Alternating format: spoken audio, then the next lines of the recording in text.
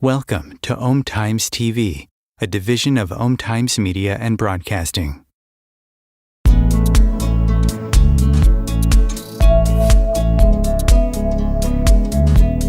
Welcome to the No BS Spiritual Book Club's live streaming interview series, where leading new thought teachers, speakers, and authors share the intimate stories behind the 10 best spiritual books that inspired them the most on their spiritual journey. From well-known classics to hidden gems you might never have heard of, the No BS Spiritual Book Club saves you time and money by sharing reliable recommendations from those who've walked the path before you.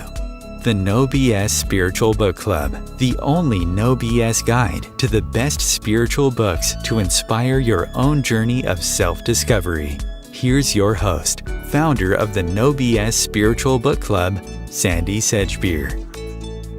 Welcome back to the No BS Spiritual Book Club's live video series, and joining me today for the second time to share the stories behind the 10 books that influenced her the most on her life path is Cynthia Sue Larson. And for those of you who weren't here the first time and didn't hear this, Cynthia Sue is the best-selling author of several books, including one of my favorites, Quantum Jumps, Reality Shifts, and High Energy Money. She has a degree in physics from UC Berkeley, an MBA degree, a Doctor of Divinity, and a second degree black belt in, I don't know if I can pronounce that, Cook Soul 1. Brilliant. Perfect. Okay. You got it. Good. And Cynthia is also the founder of Reality Shifters. She's president of the International Mandela Effect Conference, managing director of Foundations of Mind, and creator and host of Living the Quantum Dream. She's also been featured in numerous shows, including Gaia, the History Channel, Coast to Coast AM, One World with Deepak Chopra, and she's been on the BBC too. So, Cynthia Sue Larson, welcome. Thank you for returning and going through this again with me. Such a pleasure. Always a pleasure with you. So yeah, we did it on purpose, didn't we? Just so we could hang out and have another conversation. I'm sure we did. I'm sure something like that, yeah. Okay, so the two questions we always start with. What was it like for you to put together this list? Was it challenging or was it easy? It was awesome. Challenging in the sense that I love books so much that my bookshelves are double parked sometimes with, people know what I mean if they've done this. If you don't know what I mean, it's got your regular row of books and then of course more books, which you have to have all of them. So there's some in front of the others and then you get more bookshelves, but there's still the double parkings and piles on top of piles of books everywhere. So I love books. So from that standpoint, figuring out just 10, that's challenging. But when you ordered it the way you did, the books that have been most life-changing for me, then it made it a lot easier because I do have a special section for such books that I keep them on their very own shelf. Again, it's like 200 books, but amongst those even, it's pretty simple to find the ones that influenced me, the way that I think, the way that I write, even the books that I've written. So I think these are very special in many ways. Do you remember the first book that blew your mind? Wow, it would have to be a children's book, wouldn't it? And it's going to sound silly, but I think it may have been Winnie the Pooh. But I just really liked that book because I couldn't believe that the book was showing things going terribly wrong.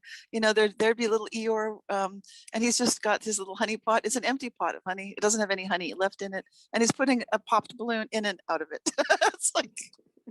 And I thought that was mind blowing. Like, wow. And these personalities in that story were so riveting to me. They just grabbed my attention. I really felt like Rabbit was such a character and Winnie the Pooh, of course, and Piglets. So I know it's silly, but I think that was mind blowing to me. That would be one of the earliest books that just blew my mind. Like, you can write about this? Like, this is okay to tell about someone who's that depressed? Wow. It was an eye opener. Because I think that was the first children's book where it got into heavy stuff like that. What was, when did you first become aware of there being much more to this world than other people seemed to be able to see? I was quite young because I would see things and I would say, "Did you see the little scuttly thing? There's several of them, Mom. Did you see that?" And no. Then I'd ask, nobody else was seeing these things. So and not just that, but angels, and I was having lucid dreams and witnessing mind matter interaction with reality. So I recognize that this is not what everybody's coming in with, that obviously this and one of the books we'll talk about gets into this, so I don't want to spoil it for anyone. One of the books will definitely get into it, but no, it's at first, of course, I thought I was normal, but then I realized I wasn't, and people would ask me questions, and I had a difficult time answering because I'd be really feeling the realm of all possibilities. And I thought, don't they do that too? No, they just wanted to know, do you want to go to the zoo right now? And I'm like, well, because I'm feeling it. And my mom could sense like, oh, she's feeling things. My mom could tell I was feeling energies, but it wasn't something that was common. And my mom wouldn't do that. And nobody else in my family would do that. It was unusual. Was she open to, these thoughts? Actually, I think surprisingly so, considering that she was raised in sort of a normal kind of an upbringing. Westerns, grew up in Washington State and then moved to California with the daughter of, she was the child of immigrants families who had been, they themselves, her parents were not immigrants, but they grew up in those kind of families. And they grew up in communities where an entire community would build a house. Their home was built by the other people that were working at the same lumber mill. And I think that's quite unusual. So I think because of her experiences, seeing that kind of that closeness and sort of tuning in at a level, being around farms and animals and land and wilderness. She loved to go into the gulch and just be with trees and nature. I think that made it possible for her to really feel energies also, even though she didn't have a language for it. She couldn't talk about it or didn't talk about it, but she could definitely appreciate it. Yeah. What was that like for you growing up, knowing that you had this awareness that other people didn't? I mean, did it become difficult because you had to hide it from others?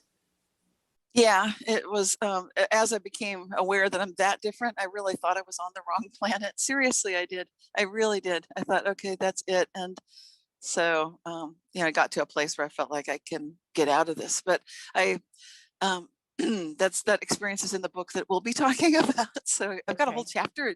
We keep touching on it. It's interesting. Yeah, that's what happens when you talk about books like these. They're so pivotal, so central to my life. Of course, they're going to be meaningful. Well, But why don't we start then, and then I can ask you questions as we go along. First of all, are the books in order? I have just put them in order, just in case. No, I mean, internet. are they in the order of preference? Like, this is my top number one. Oh, I don't know that I would say that. That's too. It's like when you have children. How can you possibly put your children in order? They're in a birth order, but it's almost random. It's not the way you would think of them. It's not like my first child, of course, is my favorite. That's not quite right. No, I just love them all. Well, let's start with number one then, which is Time, Space and Knowledge by Tathang Tulku. Yes.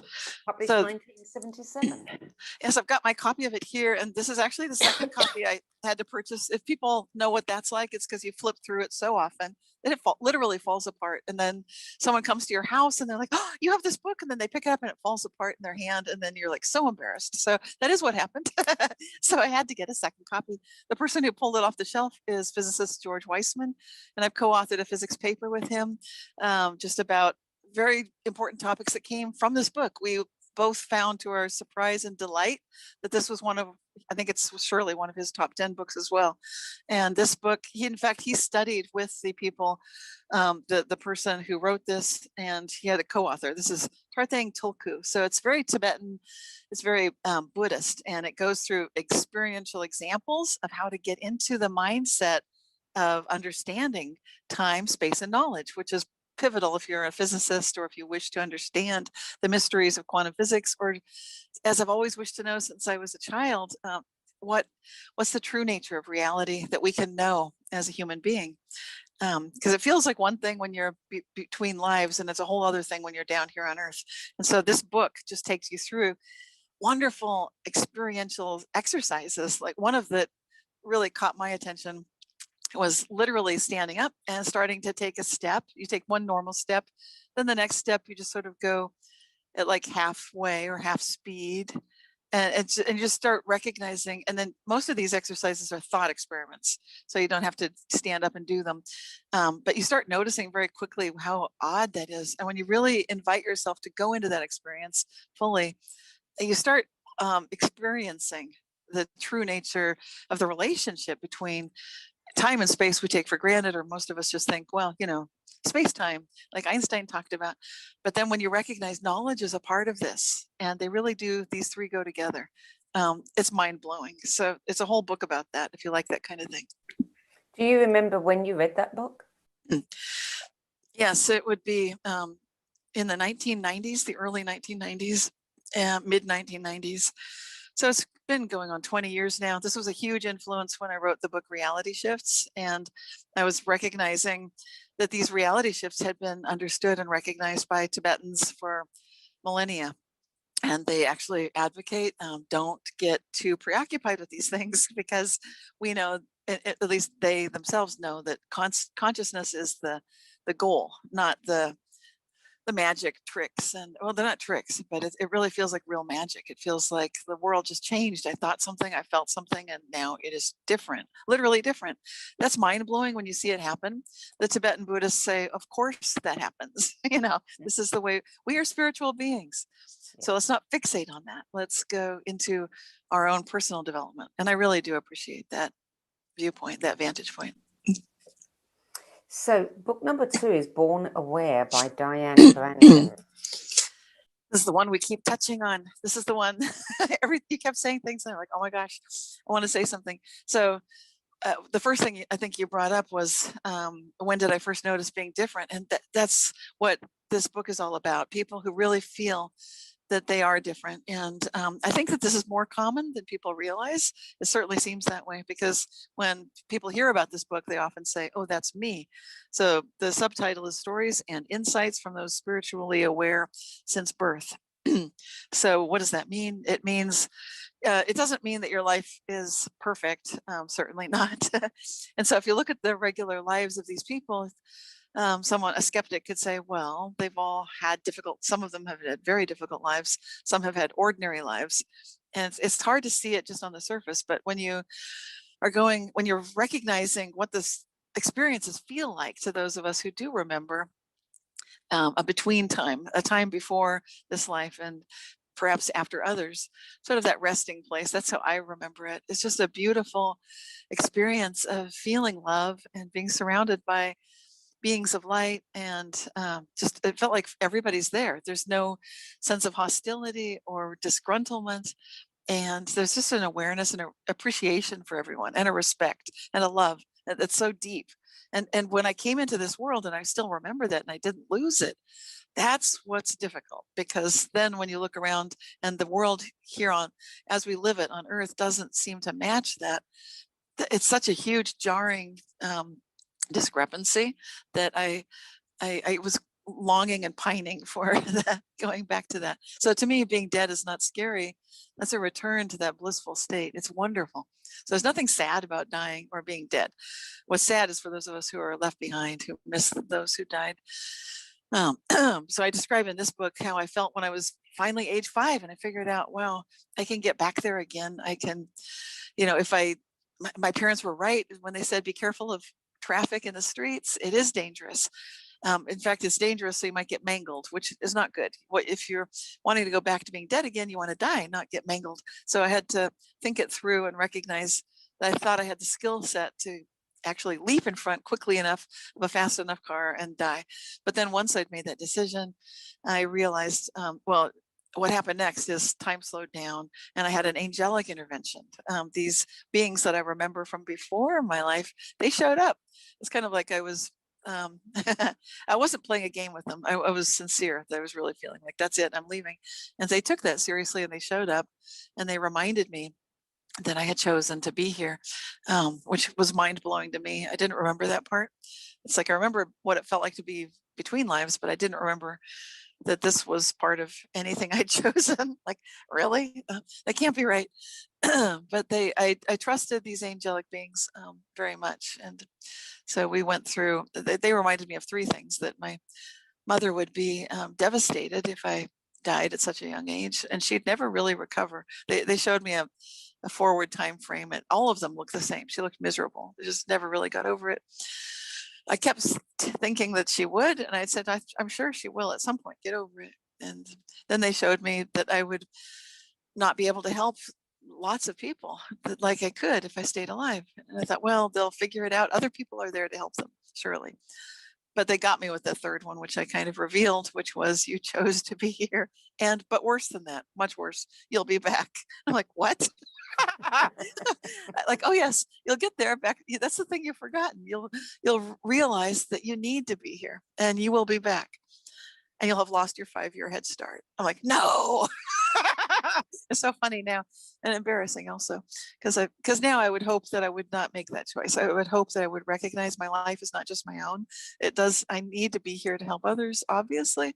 So it's much more important to recognize that. And it's, I was 5 years old, so in my defense, but this book is wonderful.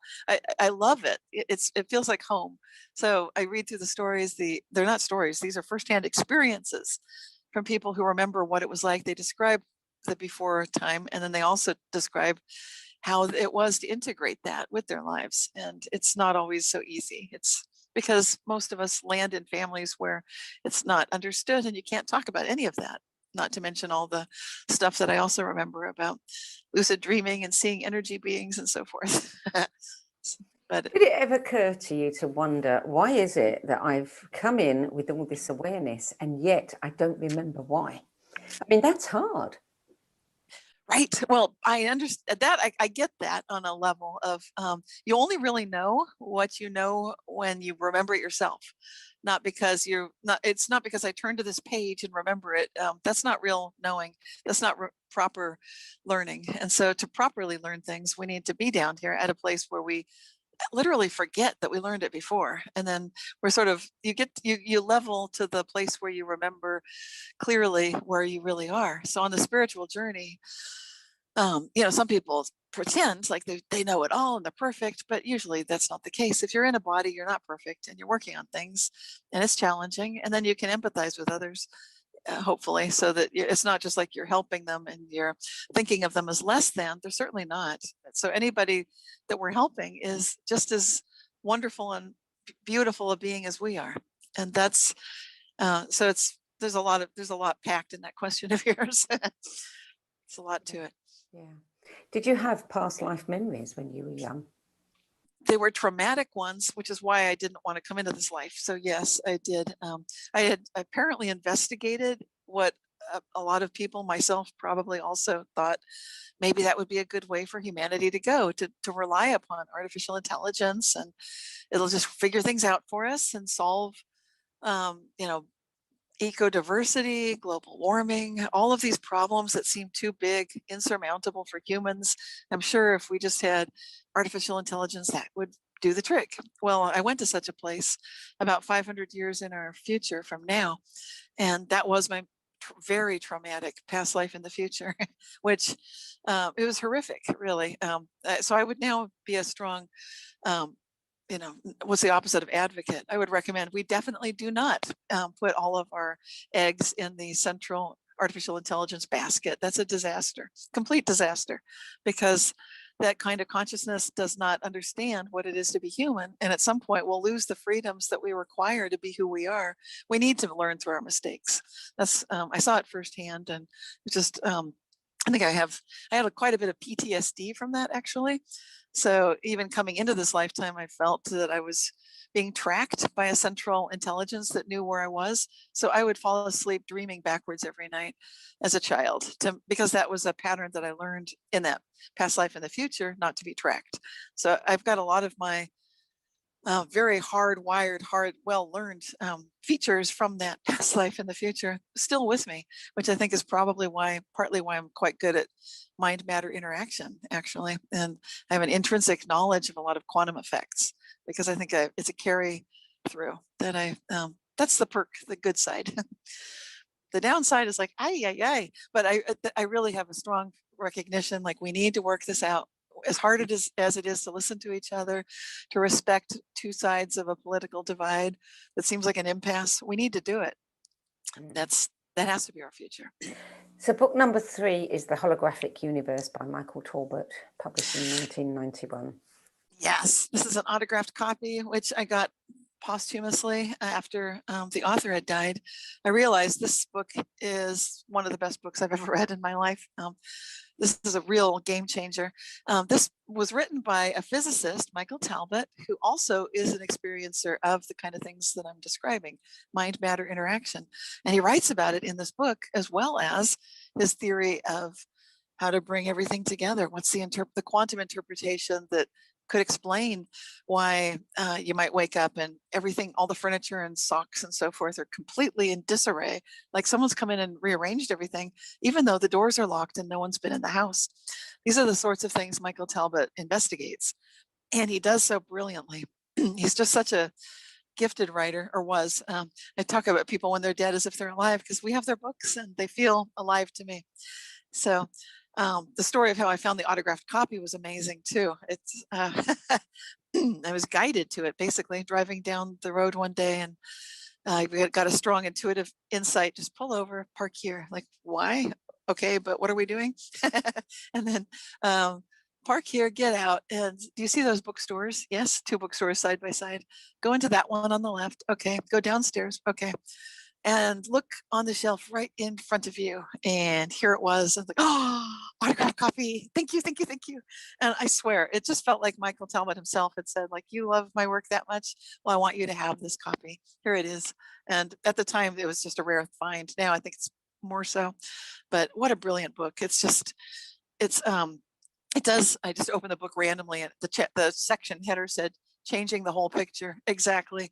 I think that's like Michael saying, "This is what it does." Yes, I agree. It totally changes the whole picture of how you view the world when you recognize that the David Bohm concept that everything is connected. That's the hologram and the holographic concept. That is the way reality works. We're all woven together. We're all interconnected, and that's what this quantum entanglement is offering us, is a conceptualization of if it is a hologram, if that idea is true, then you would expect to see things like we do see. And he gives a brilliant example in the book of, you can look at your ear, massage your entire ear, and it's as if you're giving your body a massage, because everything is connected in our bodies. And it's just like, he's got a picture in here somewhere of a little infant upside down in the ear, and that turns out to be exactly equivalent to the pressure points. I'm not randomly opening it to that properly, but anyway, you get the idea. And so between the brilliant explanation of this holographic interpretation, correlating it with Karl Pribram's work with neuroscience, and then also bringing it together with the way that mind and matter definitely interact, there's no other book like this. It's one of a kind. It's just a genius masterpiece, in my opinion. I really love it. Number 4 is The Untethered Soul, The Journey Beyond Yourself by Michael Singer. And that one was published in 2007. And you described this as having the power to completely transform your life. Yes.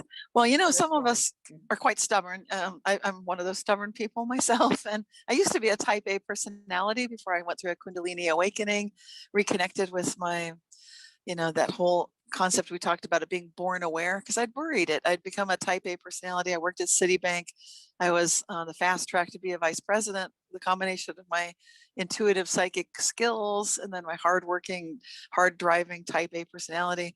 Well, anyway, it was a mess in terms of a spiritual growth pattern forward.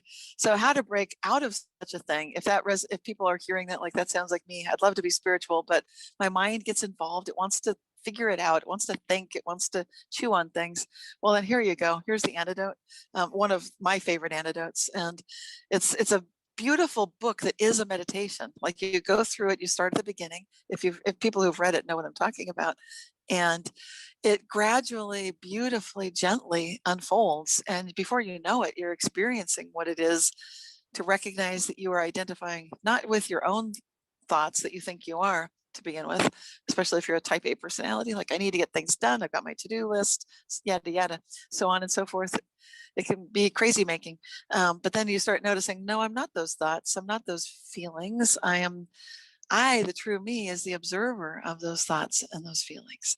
And at that, this book is a masterpiece because of the way that, without even making any effort other than you're just reading a book, it works the magic on you as if it's massaging you and pulling you gently, inviting you upward into an experience of you are your higher self, you are your consciousness, but with no buzzwords. It's the kind of magic it performs is extraordinary. So it's another one of these masterpiece books that I think a lot of people would have on their top 10 list, quite probably. You say that at its core, it's a book about the energies of emotion. Yes, exactly. Because it's, I think a lot of us let those things go unchecked, and without noticing that we're involved in dramatic scenarios, we can let things like sadness feel like, well, I'm just sad. We define ourselves by it, and without knowing that we've fallen into a victim role by doing so. It's so this book works a kind of a alchemy, an emotional alchemy, kind of a magic on the reader. By gently just helping people extricate themselves from what could be a very deep well of sadness or anxiety or even anger. These are 3 of the most common pitfalls that humans will fall into emotionally, and they correspond with feeling like a victim or feeling like you have to save the world and it's such a burden and the world is so heavy on your shoulders, or just feeling like angry because the world is all messed up and you can see what it needs, but no one else seems to see that as clearly as you do. So these are 3 pitfalls, very common traps. And the book doesn't describe that. It doesn't go into that at all, but it doesn't need to, because it just beautifully lifts people out of these. It invites people to recognize maybe you're more than that emotional characterization, that kind of a cartoon character. People feel sometimes like that's me, and they want to own that, but it makes them miserable. This book is freedom. So the untethered soul is just saying, without really pushing it, or no proselytizing at all, it's just a very gentle invitation. Like, how about being happy? How about feeling that you already are? And it just takes you there. So it's the best kind of book that way. Number 5 is One Mind, How Our Individual Mind is Part of a Greater Consciousness and Why It Matters, by Larry Dossey. And what's hard here is picking one of Larry Dossey's books and not just having it all be about Larry Dossey, but that's ridiculous. So we can't do that, can we? So then I went with, this is his newest book. They're all classics. Anything written by Larry Dossey, I'm already giving this CYNTHIA stamp of approval there. But this book is one of my all-time favorites, because it gets into what we're talking about, this entanglement, this connection between ourselves and everything else. And we notice this, or Larry starts the book just showing that we notice this in nature. He starts the book, I can't remember which experience he was on, but I think it was maybe a coyote, but he goes on these trips in nature quite frequently. So he's very attuned to nature, and he shows us with these examples in the book that we can all have this experience, even if you're feeling like, well, I can't go camping, I can't go backpacking. These experiences are there for us anyway. It's part of who we are. And so that there's an intrinsic interconnectedness that's already there. And this book I think it's one of his gentlest books. He doesn't have angry books at all, but this one, it feels like it's a very beautiful journey to go on. It's relaxing and soothing. I emphasize these things this year in the pandemic, because for those of us who are dealing with long COVID and so forth, you can't have any extra stress in your life. So the last thing you need is a book that is provoking all kinds of drama. We don't want that. So this book is beautiful and healing. Of course, Dr. Larry Dossey is a medical doctor. He knows the power of words, and I think he uses that to the most beautiful effect in this book, because it's just, every page to me felt uplifting and energizing and radiant, as well as enlightening, clarifying, and profound, but in such a gentle way. So it's not the kind of book that's beating you on the head or making you feel like you're doing things wrong or need to do things different or something like that, but instead just the aha kind of a book. Like the light bulb goes off and you recognize it's true. We really are connected. And with most of Dossey's books, I find that they're powerful to share with people who are just on that edge, on the fence, maybe a family member, like in my case, my father, who would respect a medical doctor. And I could say, here's a book that, by a medical doctor. And he's basically showing that we're all connected. And that lends a lot of credibility for a lot of people. And then, Larry, he also writes in such a way that there's just research after study after documented fact that is very soothing to people whose left brains are still chewing away at these things and want to understand. So that's all in there too, of course, because it's a Larry Dossey book. Yeah. Brilliant. Om Times TV. Maya Angelou once said that there is no greater agony than bearing an untold story inside you. I'm Sandy Sedgbeer, and when I'm not hosting Om Times Media's flagship radio show What Is Going On and the No BS Spiritual Book Club, I help people share their untold stories. Books are my life, my joy and my passion, and there is no greater reward than helping aspiring writers get their books out of their heads and into the hands of those who are waiting to read them. If you feel that you have a book in you but don't know where to begin, visit sedgbeer.com.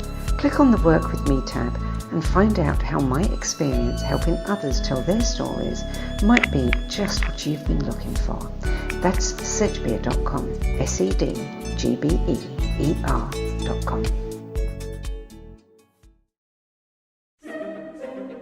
Imagine becoming a super influencer. Reinvent yourself, invest in your brand, and then manifest your success with a robust spheric approach. Om Times Media and Broadcasting offers a unique and multifaceted way to become the spiritual and conscious influencer you deserve to be by putting your message across our powerful platform with its proven record of integrity and excellence. Through our produced shows, Om Times offers the opportunity to become a social media TV personality, a radio show host, an Om Times magazine columnist, and a syndicated podcaster, all in one shot.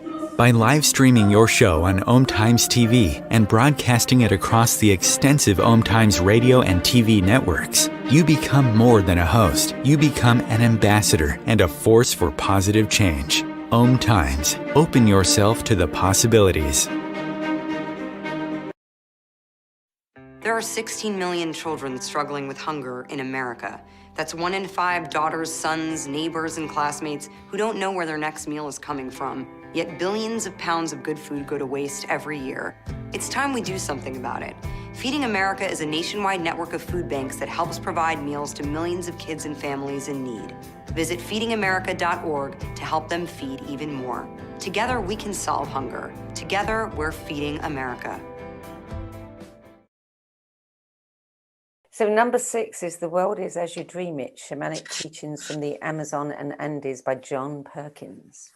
Yes, beautiful book. It's a small volume. As you see, this version is quite thin, but well, wow, where to start?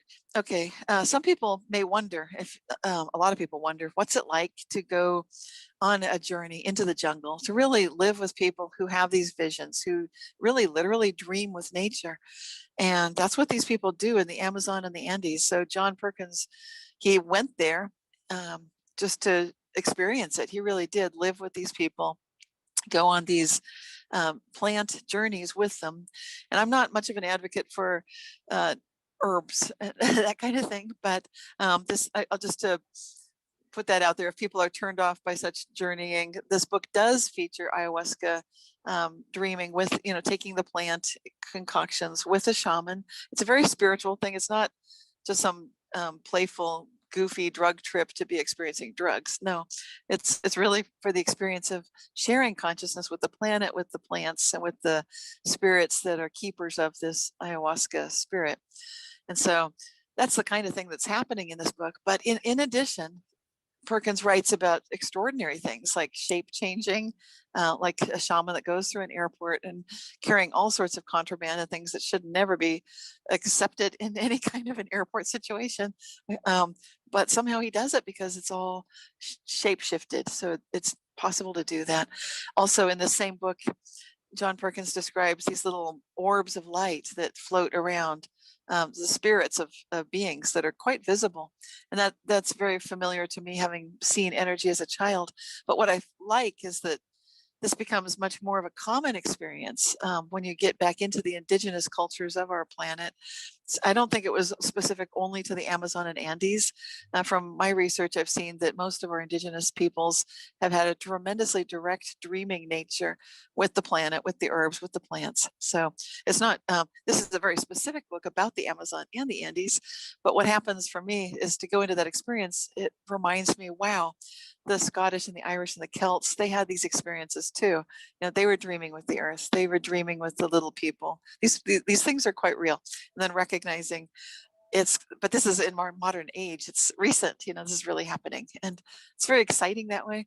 Also, John Perkins has a fabulous foundation, the Pachamama Alliance, and the foundation, beautiful work that they're doing to help reclaim a sense of connection with the earth and the planet. So I really love what he's doing ever since he had his big wake up with that book he wrote, The Confessions of an Economic Hitman, and had the 360 degree, like, woo, like that's wrong. We don't want to be tearing the planet apart and selling it. It's just a complete so he went from being one of the bad guys to really being one of the good guys. And I love that journey as well. And it'd be great if it happened to more people. Yes.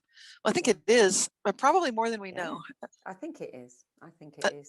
It takes a lot of courage to come forward as John Perkins did, and as he continues to do. Yes, as he continues to do. Number 7 is this next one? Yes, number 7. I love this woman. PMH Atwater, Future Memory. It's one of my all-time favorite books. Yes. Well, I'm glad we agree on this point.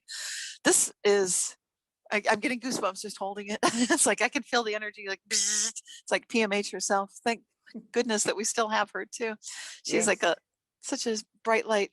Yeah, the subtitle is How Those Who See the Future Shed New Light on the Working of the Human Mind. And of course, this one resonates with me. Within quantum physics, we have retrocausality, of course.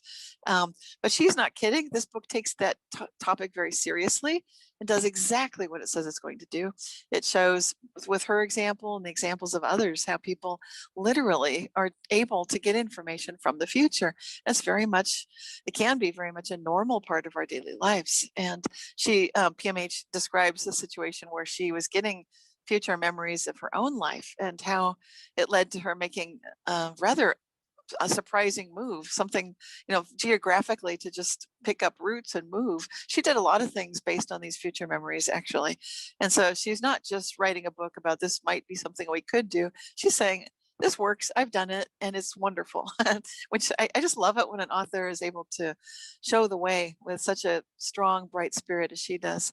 And the other favorite thing I love about this book is in chapter 2, I'm seeing if we can flip it right open. Well, you take my word for it. It has, I think I'm there. It's got a chapter called Reality Shifts. So she gets the credit for being the first author to literally use that phrase.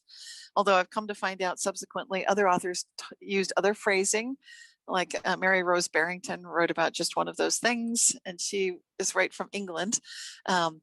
Brilliant author as well. But in terms of the phrase reality shifts, PMH definitely gets credit for that. And I was excited to see it because I'd independently found that to be the most descriptive phrase I could think of to describe things that appear, disappear, transform, and transport.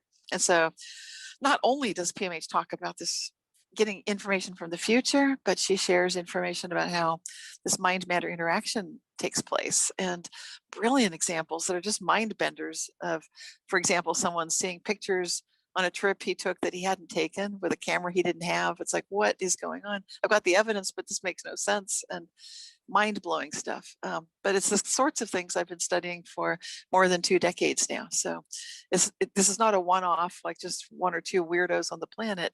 It appears to be the way reality works. And so that's what's fun about PMH. She's basically saying the same thing. This is the way reality works. And here's an entire book that's, I think last time we were talking, because we did talk about this, I can't remember what we said before, but I think you pointed out it's written in such a way that it kind of takes you through a labyrinth.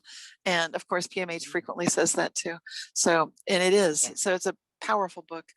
And when you read it through, it's like changes your mind, changes your thinking. Absolutely. And I remember exactly where I was when I read it. I remember, the time, the location.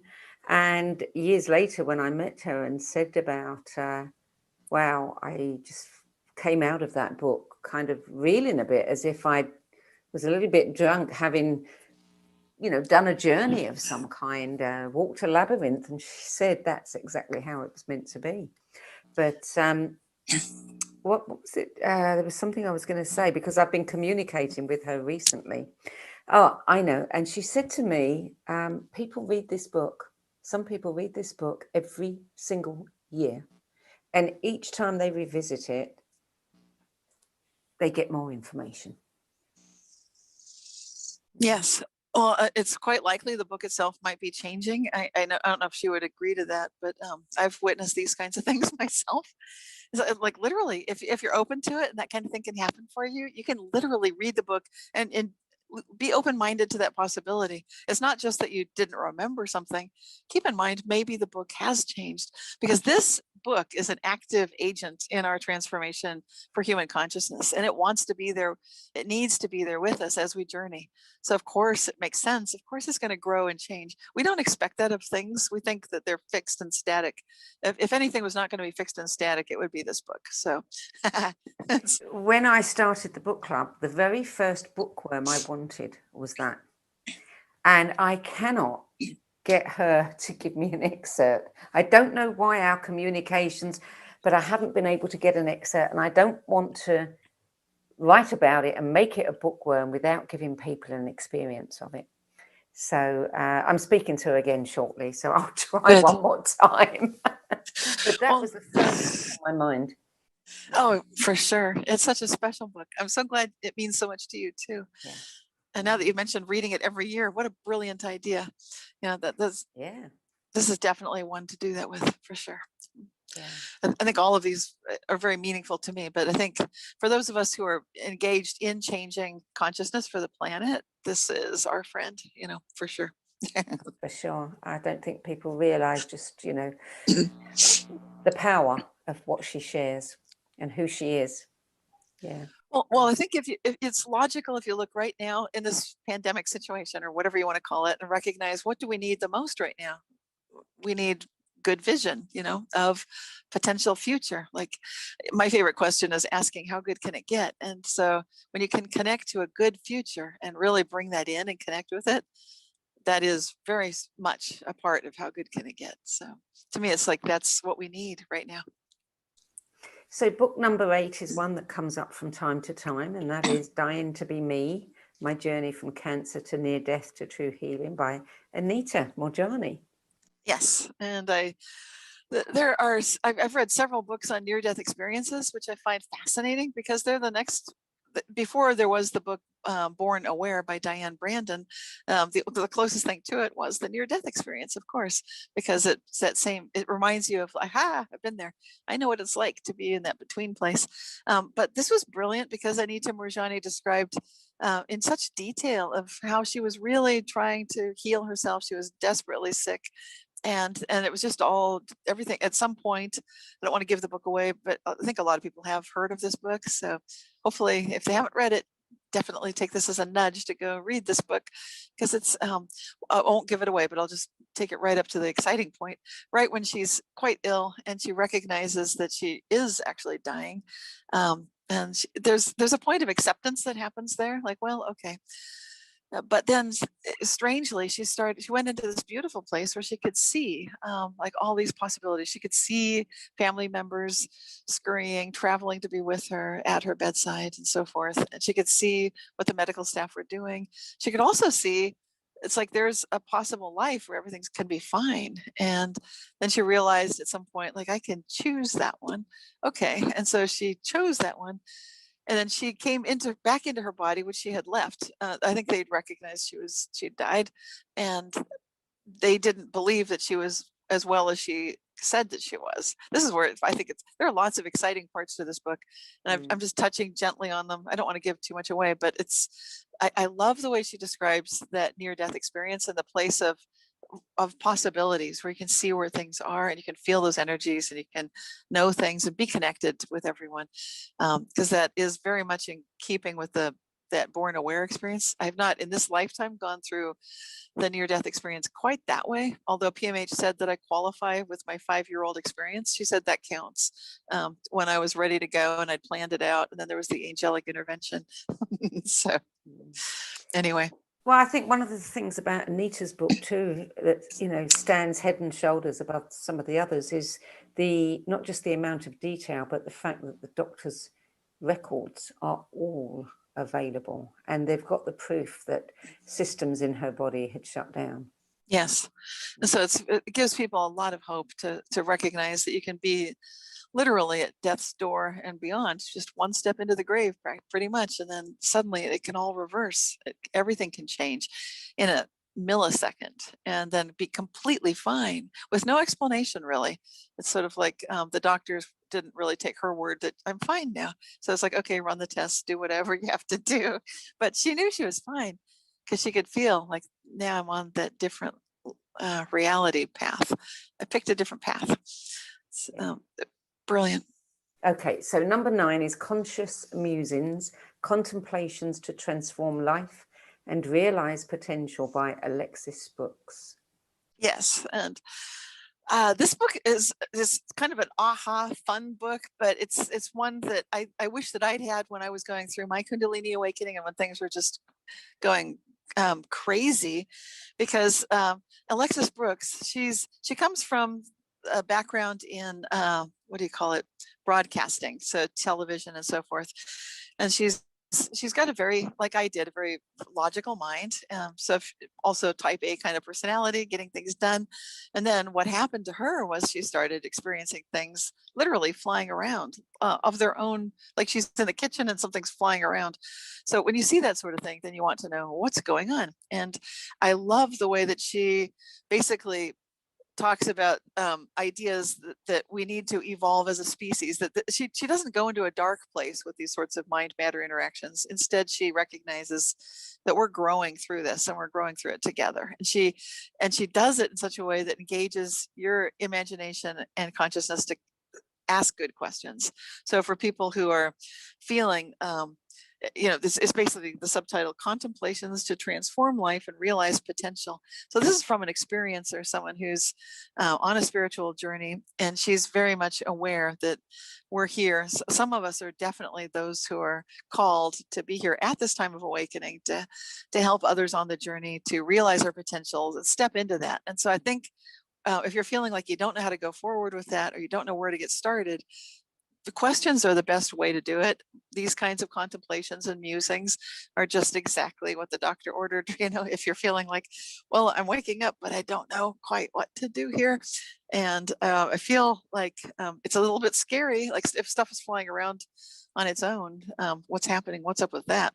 But she's constantly uplifting, inspiring, and motivating. And you can just see that in just the image on the cover, this mandala in hands. It's just recognizing this is all a gift. We've been given a great gift. It is a mystery. We're still figuring out what to do with this consciousness gift, but it's so much more than most of us were ever taught. And it's a small book, but don't let that fool you, because Alexis has been on a lifelong journey. I've known her for decades, and she's been one of the first people that I got to know who was really well-read, educated in mind matter interactions. So I think she had a PhD just in absorbing information before she ever got started. And now she's hosting her own shows, and she's on the History Channel and so forth.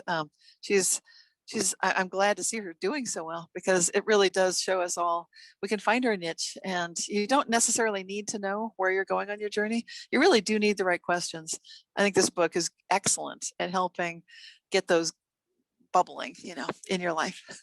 Yeah, I like one thing you wrote in your description. I mean, everybody now is talking about getting back to normal or creating a new normal. And she says that one of the things, is one of the questions we should be addressing is paranormal the new normal? See, I love Alexis. Yeah, they're so playful and so genius. That's total Alexis Brooks. Yeah, exactly. And that's a good question. I think it has to be. I think we need to wake up our full powers. There's a lot of people I wish I could have put in here and I didn't, but I think people know Dean Radin and books like Super Normal. So that goes without saying. Yes, what a genius. So that it's just, these are our birthrights, these kinds of abilities. And so you might read Dean Radin's book and say, okay, but now what? And, this is the book. Here's what, ask the right questions, find your path. And by asking these questions, by musing about these certain things, it activates, very much like that book by PMH Atwater, Future Memory, where you read it and it changes you. So you get into a place of, I feel like things are opening inside me. And I really did feel that way reading through that book. So number 10 is Soul in the Storm, Stress Management Through Mindfulness and Inner Transformation, Nancy Wagaman.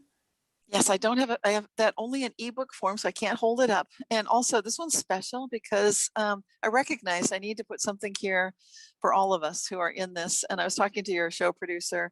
She asked how I'm doing. And I forget what I said, something like I forget what the one word I used was, but she said, that doesn't say much. And I said, well, it's like I'm in a foxhole. It's like a war zone. I'm in a battlefield. She said, that's more like it. So anyway, yeah, if you're feeling like that for whatever reason, I'm dealing with long COVID. I'm on 13 months into it. And that's anybody that knows, anybody that's in it, you know what I'm talking about. I'm not going to go into it because it's not fun for most people. It's like, what are you talking about? It's rough. Oh, that was the word I used, rough. And she said, rough. That's not very much. Yeah. Okay. More than rough. But let's get back to the book. This book is brilliant. It's not just what you need. It's whatever's happening this year. We are all being challenged to pull out all of our coping mechanisms, really, regardless what's happening. It's rough for everybody. So this, I very seldom see a book that's packed, that's got all of the best advice that I could even imagine, that I know of, that I can think of, and some that I had not even thought of, all in one place. And so she's done it. This book is brilliant. It would be my number one go-to if you just want a book like I need. Where's my emergency pack? Where's the operating directions for 2020 and 2021? Like, I didn't get my set. Well, here it is. It's how to survive this, thrive, and come through the other side. It's a reminder for most people who are old souls. You already know this, but you need it. You need to be reminded so that you don't let things get you sucked into that drama and losing sight of what really matters. And it reminds you of coping skills and tools that can easily get set aside because we don't have time, or because this is a pandemic and I have to do these other things. And before you know it, you're not doing your self-care routine, or maybe you don't know all the things you can do. And if this is the best compendium of everything in one place that I've seen. You know, there's more than one pandemic going on right now, and there's the pandemic of the, the mind, and how many people's minds are being impacted by the media and the constant headlines shooting past on your phone, and the constant, wrong footing because something is one way one moment and something else the next, and finding stability in that. It's really challenging for people.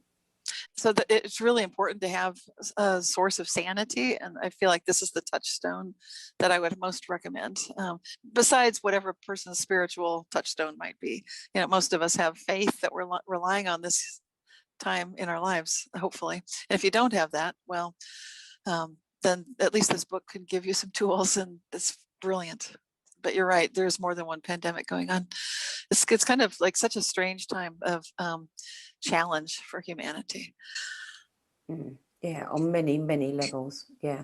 And I think the most important thing we need to hold on to is our sovereignty, is, to know that we can stay right here, and gather our energy around us, and we can get through this. But the minute we start...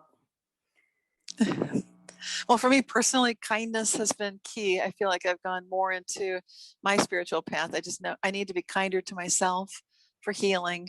So even if I meant to do a lot of things, if I can't do them because I need 13 hours sleep or 15 hours sleep, oh well, there we are. So it's been a time of great grace, and for me, a beautiful opportunity to move into that state of higher consciousness. And grace, really, with love, with kindness, with compassion for myself. And then I can give it to others. So we don't want to forget that. And I think someone's asked if you could just hold that book up again. The Conscious Musings. I've got this one. I don't have the one about the soul in the storm. Okay. Of course you don't. No. Okay. Maybe I've got a picture of it. There we go. Okay. Soul in the Storm. That'll do. It's good to have a visual marker. Yeah. Yeah. Wow. Well, that's your 10 books. And we haven't talked about a great deal about your own books. Yes. I love Quantum Jumps. I love Reality Shifts. Quantum Jumps was, I think, our bookworm a couple of months ago. You've had so many experiences, and with your website, RealityShifters.com, you've had, and your newsletter, you have monitored and collected, so many incredible experiences out there. Is there one experience that you think is a standout, or are you just, constantly being wowed? Yeah, I'm constantly wowed. I hear so many. There's one that I'll give you I haven't really revealed this on my website or in my newsletter. I think it's okay. I think we've hit a point where these reality shifts are becoming normalized. I say that because for the last 2 months, I've heard from 3 people that said, use my full name, give my email address. That's the first time in over 20 years that anyone's ever said that. So we've hit a level. It's like seeing a UFO. People don't think you're nuts. They think, oh, you saw it. Where was it? How big was it? What did it look like? And so instead of people saying like, you're weird, I'm going to step back. It's much more appreciation, recognition that this is an experience a lot of people have. So having said that, I have heard from people right there in England. I've heard from people who are like the House of Parliament and so forth. I've heard from the Pentagon here in the United States. So I'll share an experience. I did put it in my website. I think the one from Parliament I didn't put out. Sometimes I'm told these experiences, and then they say, you know what, let's just keep this off the record right now. So I do honor that. But sometimes people just wanted to share these things. But from our, let's see, what was I going to say? Yeah, so this going to the Pentagon experience, there was an individual, I'm not going to name names, and because on the site, I did use a pseudonym, I just referred to it as a large building. It was the Pentagon. So he was, that building is enormous. It's the shape of, it's got 5 sides, and then there's an inner courtyard, which is the size of several football fields. Yeah, American football fields. They're very gigantic. So the building is huge. And he was on one floor and going down, instead of taking the elevator, he was taking the stairs. But before he'd taken I think the reason he took the stairs was to avoid someone coming toward him that he didn't want to talk to, actually. So he's like, I don't want to talk to that person. I'm going to quick go down the stairs. Okay, so that's what precipitated the event. That matters because sometimes the emotions that we feel and the state of mind we're in can totally transport us. Then it turns into like a Twilight Zone story. He comes down the stairs. He's on the next floor down, looks around, and it's like he's on a completely different part of the building than he'd started in, which is impossible because this thing is like bigger than an airport terminal, like at London or Heathrow or something. It's huge. It's like on that same scale. You don't just get confused about where you are, or if you do, it's like unthinkable. Not only that, but the walls were very different. It's like everything was very confusing to him. And that was a point of sort of panic, like, okay, what's going on here? So he jumped back into the stairs, went back to where he thought he could, get back out again.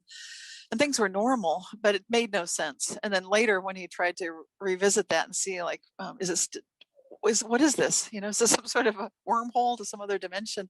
Because it's like he went in one stairwell and ended up somewhere else completely different in the building, and it looked different. And that's got several components of a lot of reports people say where they're in a city street, and sometimes that street looks one way, like it's been bombed out in World War II. This is a European experience. Other times it looks fine, like it never got bombed. And they're like, wow, like, oh, sometimes the coffee shop is really cute. Other times you don't want to go down that street. They never did fix it up. It got bombed, and it shows that they should do something about that street. And other times they did do something.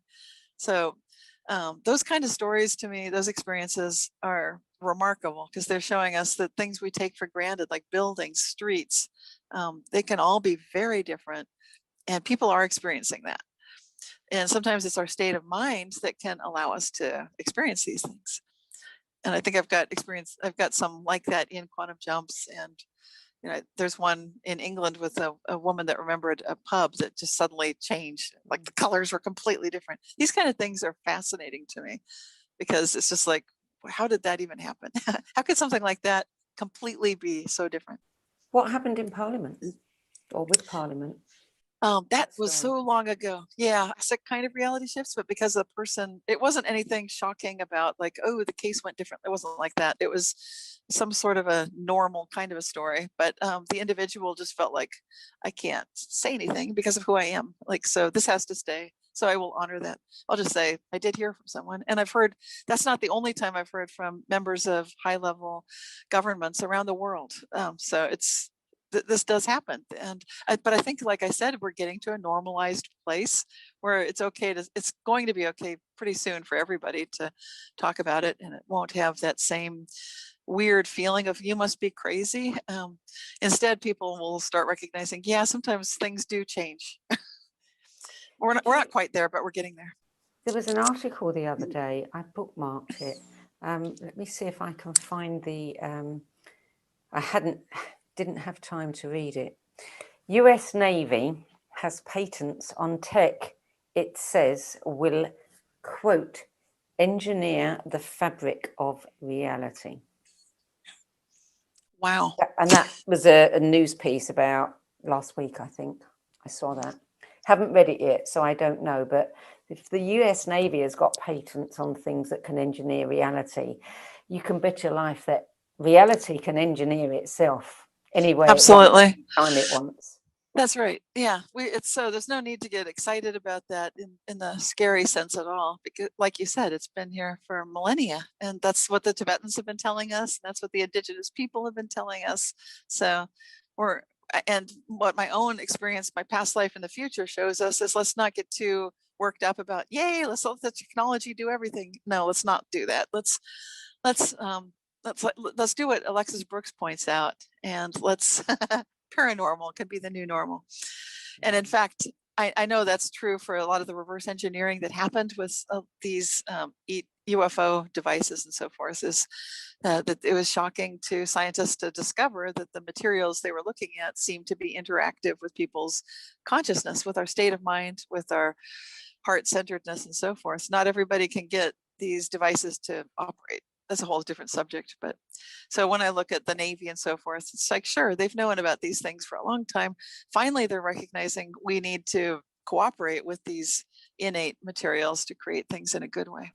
I interviewed a guy about 5 years ago who'd written a fictionalized account of an experience. And he was one of these, he was in some kind of Texas, group of people who investigated UFO phenomena. Yes. And in his book, his hero was taken into an underground chamber, and there was a vehicle there that was not of this, not of Earth. And he was shown how the captain of the vehicle, if you like, the pilot of the vehicle, it was a symbiotic relationship. Yes. And it operated on the guy's thought processes, and it couldn't operate without him. And right. I asked him, how true is that? And he said, it's true, but he couldn't give me any evidence for it. Yeah. Right. Yeah. I've heard similar. We've seen this in fantasy and science fiction. Yes. Yes. Well, I'll be interested to follow up on that article you mentioned, because I haven't read it yet. Cynthia, you've been running how long, Reality Shifters? I mean, ever since I've known you, and that's 20-some Yes. years. Well, it started in around 1998, and then officially the website Reality Shifters around October, I think 1999. And so it's been more than 2 decades. So it's been quite a long, steady presence, which I think is good. And because then I can share these firsthand reports, which are still on the website. People sometimes write to me and say, where are they? I need to change the way that shows up on the main page, because it's, I think, the most comprehensive, steady compendium of such reports for more than 20 years, just every month showing the description of where these reality shifts are happening, who's noticing them, and so forth. So it's been quite good to contribute to humanity that way and share this with everybody. So aside from people lately giving you permission to share their names and identities, what differences have you noticed over the years, and especially of late? A lot more playfulness. I'm noticing people are getting to a point where these are not terrifying experiences, although they certainly can be when you see an entire city block transformed, or if you're climbing the stairs and you end up like in the Twilight Zone, like this is not the right building and everything's different. That can be scary.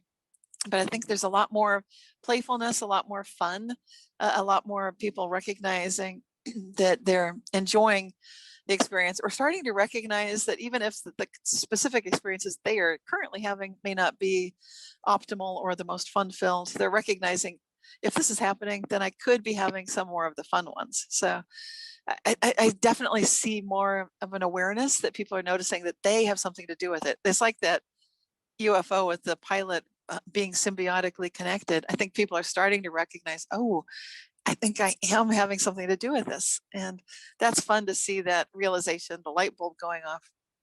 It's not something I've been pushing. I've been very open to receiving experiences the way people have them and sharing them.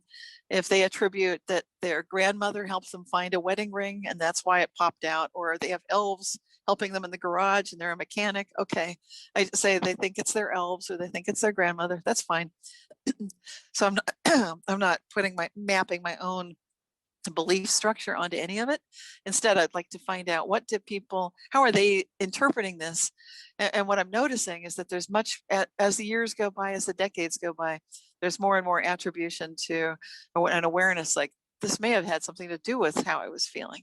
And I think that's a wonderful piece of evidence in our human transformation and evolution as a species on the planet right now. Has it never occurred to you that you could have a gold mine there if you were to publish a compendium of these? I mean, you think about the Guinness Book of Records, which is a perennial, seller. You think about some of these, unexplained happenings. You could put them all together and bring out a new one every year. Yes, there's definitely a lot of material here. That's for sure. And I would imagine people are getting more and more, open to reading books like that. Yes, absolutely. My current project, I'm still in the middle of a new book, which it's not quite finished yet, but it's about the Mandela effect and its community, its society. It's just all of the people, because when you start experiencing collectively these sorts of reality shifts, then it's a whole new thing. And so that's the book I'm working on right now. And at some point I'll probably go back and mine the website. But in the meantime, everything is there. It's like one massive ebook. And if people can't find it, just send me an email and I'll show you how to start from page 1 of your reality shift stories. It's a lot of fun. And you're right. When do you think that the Mandela effect might be finished? It's hard to say because it was off to a fast start with this book. It seemed like it wrote itself in just a month or two, and it was pretty much all there in mostly finished form early 2020. But then with everything happening in the events of the world, there's material and there's reviewing and editing. So it's slowed way down. And books are like living beings. And so it seemed like it had a rapid growth phase, and then it's dreaming, it's sleeping, I'm dreaming with it. And I'm sure we'll re-engage and I'll be bringing it forward. Hopefully either this year or next year. That would be just realistically end of this year at the earliest, maybe next year. Cynthia, is there any, anything you want to leave us with? I know I want to remind people to go and sign up for your free monthly e-zine at RealityShifters.com. Yes. I know you're giving away some free gifts. Yes. Yeah, I've got free gifts when you sign up for the newsletter, and you can always unsubscribe, and I don't sell the list, never sold the list to anybody. So there's no spam. You can always opt out. And then if you change your mind, you can always come back. And if you want to see what you missed, everything is also online. So all of the newsletter issues are archived there at RealityShifters.com. And that's also the best way to follow what I'm doing, what I'm up to, what's going on. The other exciting thing that's been happening is our International Mandela Effect Conference is starting something called Open Tables, where our first one just went out on our YouTube channel. So it's International Mandela Effect Conference on YouTube. And we'll be having another one in the next month or so. So we talk about this Mandela effect and the kind of trends that we're seeing. Some of the board members get together. In the future, we'll have guests as well. Sometimes we'll have a special theme. Our first episode was about the golden timeline and showing these monoliths that are showing up in the world. What does that mean?